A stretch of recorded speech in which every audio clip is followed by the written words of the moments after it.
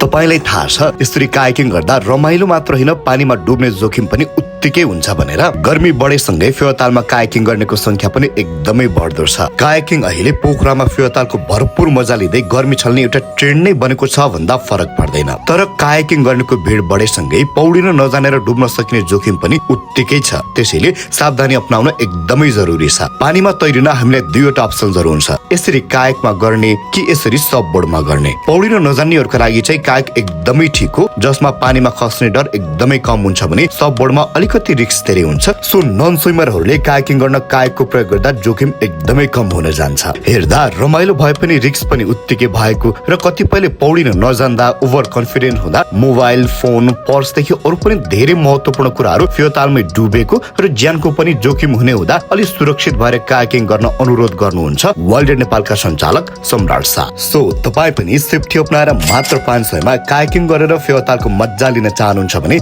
लेक side street number 16 B मा रहेको world नेपालमा पक्कै जानु होला।